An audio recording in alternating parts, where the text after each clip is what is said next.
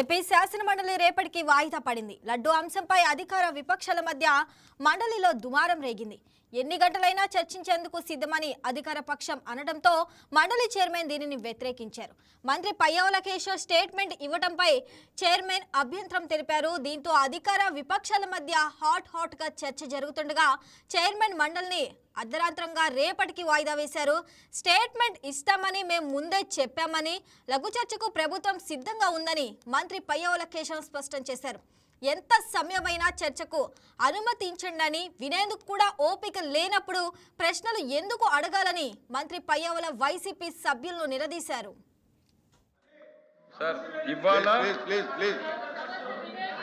ఈ అంశాన్ని డిస్కస్ చేయడానికి ప్రభుత్వం సిద్ధంగా ఉంది.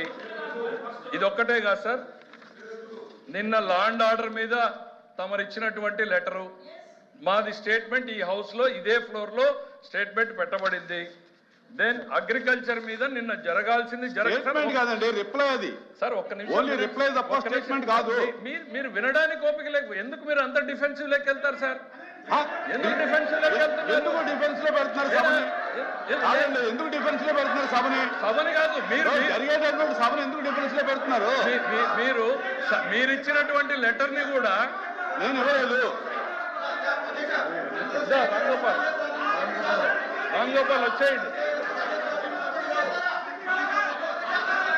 అవును, నేను సమాధానం చెప్పడానికి సిద్ధంగా ఉన్నాం.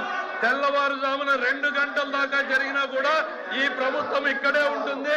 ఈ లడ్డు మీద, కల్తీ నెయ్యి మీద సమాధానం చెప్పడానికి ప్రభుత్వం సిద్ధంగా ఉందని మళ్ళీ చెప్తా ఉన్నాను.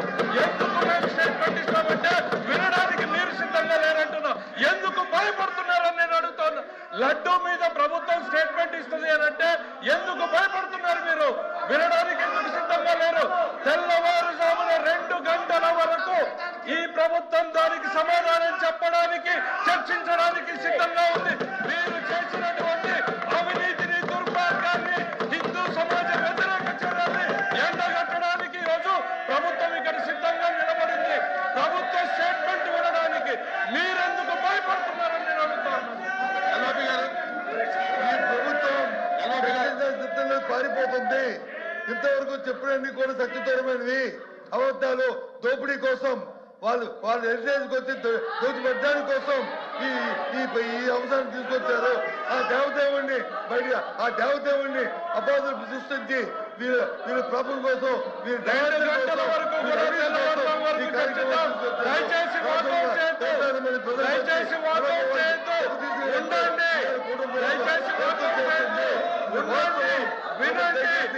Please subscribe to YK TV Network. Please subscribe to YK TV. Please watch YK News.